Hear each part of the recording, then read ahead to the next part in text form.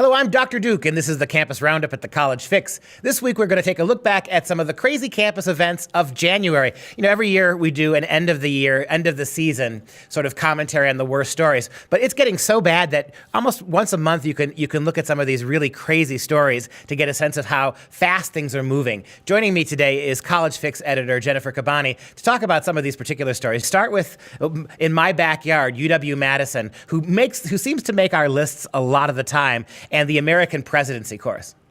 This professor began his 10-page syllabus with a rant and screed against President Trump, essentially accusing him of being a Russian spy, colluding with Russia, which we know has no proof, no bearing. In fact, he also mocked President Trump, calling him categorically unfit and an egomaniac. Any conservative student in that class would have gotten the hint right away to keep their mouth shut if they wanted any decent grade. Although some people have said he's actually a fair teacher, the first page of his syllabus doesn't bode well for that. Well, you know, I've always been bothered by that. You know, it's one thing to have, as somebody who believes in free speech on a college campus, people want to be that way, they can be that way. But when you foreground your personal opinions in these kind of syllabuses on the first day of class, you are sending a message. You're really basically telling kids, some of you don't belong here. And if you're going to stay, you're going to have to get ready for basically a semester's worth of this kind of stuff. Yeah. And also, I mean, the same thing could be said about Obama. I mean, you know, he paved the way for Iran to have nukes. He oversaw one of the worst economies in recent history. That's a great point you made, because I remember during the Obama administration, when it was one catastrophe after another, all these exact same academic people were arguing, and the media was arguing, well, come on, this isn't fair. It takes us 10, 20 years to be able to evaluate a presidency. The idea that we would judge Obama after 2 years or after 3 years or 4 years, that was just insanely unfair. They seem to have forgotten that now. And if we go from that kind of stuff at University of Wisconsin-Madison to what's going on at the University of Georgia, I mean, I think we see it's just how far polarized some of these classroom professors have become. So, yeah, this TA, and remember, TAs teach classes, has argued on his social media that some white people have to die for equality to be seen in America. And some students got very angry, rightly so. I mean, it's an example of the kind of rhetoric that these students are exposed to and the kind of scholars that these universities put on pedestals. Yeah, you know, inevitably, teaching assistants are always graduate students who are teaching a little bit for the university, and they're getting their tuition waived so they can get an advanced degree. Generally, that's almost always the case with TAs. And this shows you how far and how monolithic the university has become, because teaching assistants are among the lowest of the low on the totem pole. They're the ones that don't have tenure. They're the ones who aren't really officially hired by the university in a tenure track line. They're not even really adjuncts. They're just graduate students who are teaching in a capacity to get a little bit of something back from the school, usually in pursuit of a degree. So when teaching assistants feel that they can actually call for the murder of certain white people, that shows you that there's really no fear on the left for whatever you say. Well, and again, this is a canary in a coal mine. It's an example that anywhere you go on campus, white people are enemy number one.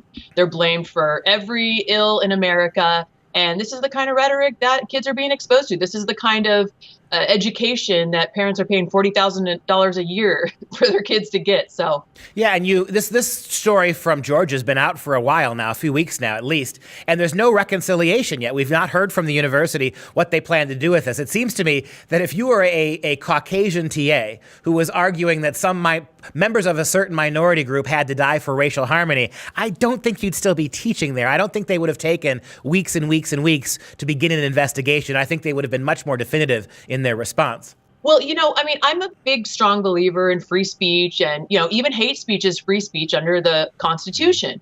But I want parents and students and watchdogs to realize, is this the kind of person we want to give tenure to? You know, I think universities should take a more active role in being discerning on who they have teaching their kids. This guy can say whatever he wants, but, you know, don't hire him. Don't think that he's a great leader and role model to stand in front of a podium and teach, dozens of students. That's exactly right. And if university, and I don't think they should, I wish they would stop. Sites like the College Fix are dedicated to exposing the idea that universities feel comfortable inhibiting speech on campus. But if you're going to have those speech codes, if you're going to treat certain kinds of speech as verboten, you can't let one of your employees basically threaten the lives of somebody simply on the basis of their race. Doesn't make any sense. And you move from that to what's happening with our Christian schools, our Catholic schools. The University of Notre Dame now, a Jesuit president by the name of Jenkins at University of Notre Dame, is covering up some really fine art, some murals of Christopher Columbus's first interaction with the Native Americans. This mural dates from the 1880s. It's really a fine piece of art, but talk about Notre Dame's response to it now. Well, they're going to tear him down. In fact, they can't even. These beautiful murals. They were painted by a Vatican painter, a heralded Vatican painter. I mean, they really are historic pieces of art, and Notre Dame is going to tear them down. They're going to try to recreate them in some sort of picture format. But my question to Notre Dame is, what's next? Are we going to go tear down all the missions built up and down the state of California? Should we tear the missions down now? I mean, where does it end? Where does it stop? History, if we erase history, we're doomed to repeat it. Isn't that how the old saying goes? Yeah, absolutely. And this is a remarkable thing to me. You have the Catholic priest who's in charge of Notre Dame basically arguing that because of what Europeans brought to the New World, we should not in any way, shape, or form portray Columbus, certainly not positively. And yet here's the thing. By the same argument Father Jenkins made, you would have to include the Catholic Church itself, right? The same people who are demanding the eradication of Columbus from the history books. One of the things they're most angry about is not just the conquistadors and Spanish influence, but the influence of the Catholic Church in this continent. You mentioned the missions. If Columbus has to go, then doesn't really the Catholic Church have to go for its role in the colonization of this country? Exactly. Where does it end? I mean, President Trump was mocked a year ago for saying, well, are we going to tear down George Washington and Thomas Jefferson? The left's answer to that is yes. It all has to go. So, again, we have to teach college students not only that their feelings don't trump facts or history, but also remind them that they have to put these pieces of artwork in their historical context and understand, what was going on at the time, instead of, just having their feelings hurt and demanding that these historic pieces of art be torn down. Yeah, and our Christian and Catholic schools have to stop being sacrificial lambs. Anytime some social justice warrior screams for any reason, our response as Christian schools is, oh yes, we must be to blame. What can we do to make you happy? That's the death of Christianity if it's not moderated. And we move from that story to something going on that's really shocking to me. Moms and dads, young moms are in shock as daughters are coming home from college campuses with mustaches, with their breasts removed, all of this being paid for by universities, and mom's not even finding out about it until this kid comes home completely transformed. This is actually the most read article on the College Fix in January.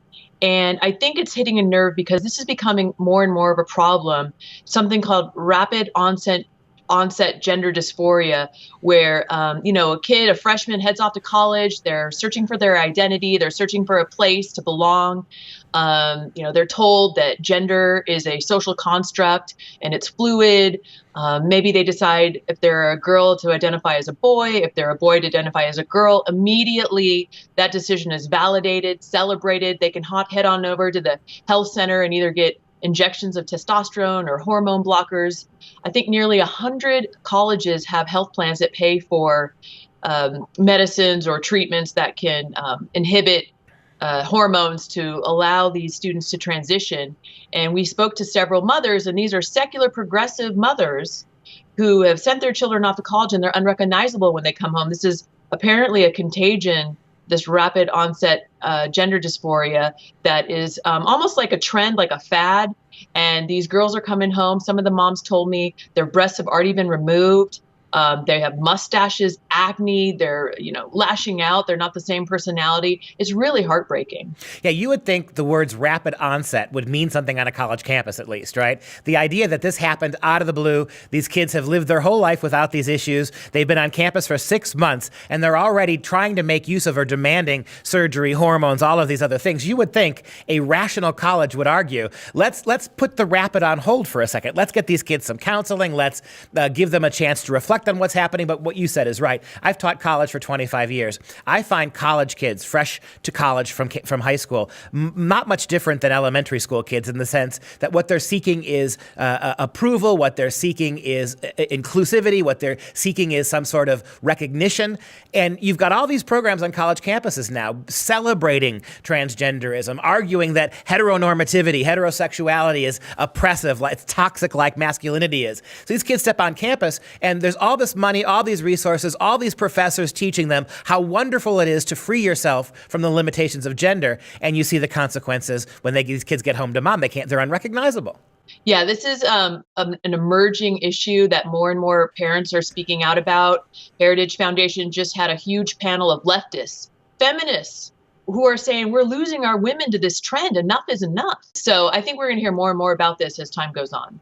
Yeah, one feminist scholar recently came out and said very bravely that the transgender movement is nothing more than feminism for men taking advantage primarily of this. And that's really a remarkable thing. We've seen so many stories on the College Fix where things were going on college campuses with regards to transgenderism, and the feminists had nothing to say, right? They were not going to defend women's spaces, the ability of women's bodies to have spaces away from men, no way. So it's good to see that trend is turning a little bit. And if we move from the dangerous, this particular story, to the absolutely absurd, let's end with therapy llamas. Therapy llamas make an appearance at Stanford University. What am I crazy? 20 years ago, wasn't Stanford supposed to be a conservative school? What happened? Yeah, they're not. They're actually quite left-leaning.